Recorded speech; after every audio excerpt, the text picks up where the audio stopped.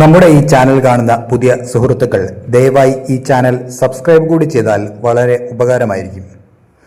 നമസ്കാരം. പശ്ചിമേഷ്യൻ രാഷ്ട്രീയം വീണ്ടും കലുഷിതമാവുകയാണ്.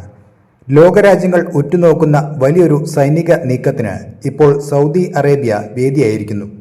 സൗദിയുടെ മണ്ണിലേക്ക് പാകിസ്ഥാന്റെ യുദ്ധവിമാനങ്ങളും 10,000-കണക്കിന് സൈനികരും പറന്നിറങ്ങിയിരിക്കുകയാണ്. എന്താണ് ഈ അപ്രതീക്ഷിത നീക്കത്തിന് പിന്നിൽ? ഇസ്ലാമാബാദിൽ നടന്ന US-ഇറാൻ ചർച്ചകൾ പരാജയപ്പെട്ട സ്ഥിതിക്ക് പാകിസ്ഥാൻ നടത്തിയ ഈ നീക്കം മേഖലയിൽ എന്ത് മാറ്റമാകും ഉണ്ടാക്കുക? വിശദമായ റിപ്പോർട്ടിലേക്ക്. ശനിയാഴ്ചയാണ് പാകിസ്ഥാന്റെ കരുത്തുറ്റ സൈനിക വ്യൂഹം സൗദി അറേബ്യയിലെ കിഴക്കൻ പ്രവിശ്യയിലുള്ള കിങ് അബ്ദുൾ അസീസ് വ്യോമതാവളത്തിൽ ലാൻഡ് ചെയ്തത്. വെറും യുദ്ധ വിമാനങ്ങൾ മാത്രമല്ല, 10-18 അത്യാധുനിക ജെറ്റുകളും ഒപ്പം 13,000 പേരടങ്ങുന്ന വൻ സൈനിക സംഘവുമാണ് കളത്തിലിറങ്ങിയിരിക്കുന്നത്. പ്രാദേശികമായ തർക്കങ്ങളും ഇറാനിൽ നിന്നുള്ള ഭീഷണികളും നിലനിൽക്കുന്ന സാഹചര്യത്തിൽ പാകിസ്ഥാന്റെ ഈ വിന്യാസം വലിയ പ്രാധാന്യമർഹിക്കുന്നുണ്ട്.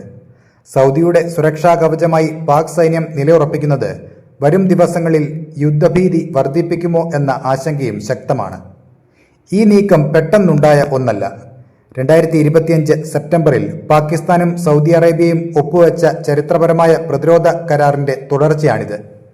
പാകിസ്ഥാൻ പ്രധാനമന്ത്രി ഷഹബാസ് ഷെരീഫിന്റെ അന്നത്തെ സൗദി സന്ദർശന വേളയിലാണ് ഈ ഉടമ്പടി രൂപപ്പെട്ടത്.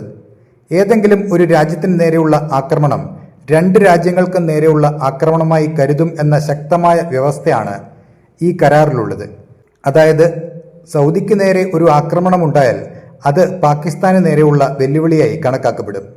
ആ ബാധ്യത നിറവേറ്റാനാണ് ഇപ്പോൾ പാക് സൈന്യം സൗദി തീരത്തെത്തിയിരിക്കുന്നത്. സൗദി അറേബ്യയെ സംബന്ധിച്ചിടത്തോളം ഇറാനിൽ നിന്നുള്ള ഡ്രോൺ ആക്രമണങ്ങൾ വലിയ തലവേദനയാണ് സൃഷ്ടിക്കുന്നത്.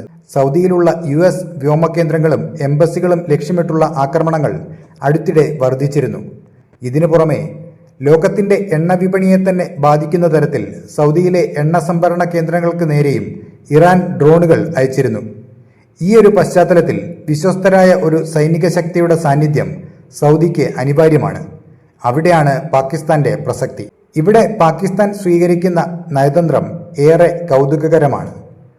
ഒരു വശത്ത് US-ഉം ഇറാനും തമ്മിലുള്ള സമാധാന ചർച്ചകൾക്ക് പാകിസ്ഥാൻ ആതിഥേയത്വം വഹിച്ചു. മറുവശത്ത് സൗദിക്ക് സൈനിക പിന്തുണയും നൽകുന്നു. 2 വള്ളത്തിൽ കാലിട്ട അവസ്ഥ എന്ന് ഇതിനെ വിശേഷിപ്പിക്കാം. മാർച്ചിൽ പാക് വിദേശകാര്യമന്ത്രി ഇഷാഖ് ദർ ഇറാൻ നേതാക്കളുമായി നടത്തിയ ചർച്ചയിൽ ഒരു കാര്യം വ്യക്തമാക്കിയിരുന്നു. സൗദിയുമായുള്ള കരാർ പാലിക്കാൻ പാകിസ്ഥാൻ ബാധ്യസ്ഥരാണ്. എന്നാൽ തങ്ങളെ ആക്രമിക്കാൻ സൗദി മണ്ണ് ഉപയോഗിക്കില്ലെന്ന് ഉറപ്പ് നൽകണമെന്ന് ഇറാൻ ആവശ്യപ്പെട്ടിട്ടുണ്ട്. ആ ഉറപ്പ് ഇറാന് നൽകിക്കൊണ്ടാണ് പാകിസ്ഥാൻ ഈ സൈനിക വിന്യാസം നടത്തുന്നത് എന്നാണ് റിപ്പോർട്ടുകൾ സൂചിപ്പിക്കുന്നത്. ചുരുക്കത്തിൽ പശ്ചിമേഷ്യൻ സമവാക്യങ്ങൾ മാറുകയാണ്.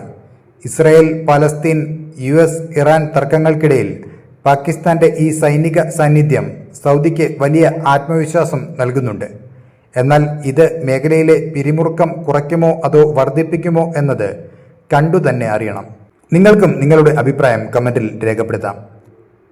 മറക്കാതെ ഈ ചാനൽ സബ്സ്ക്രൈബ് ചെയ്യുക.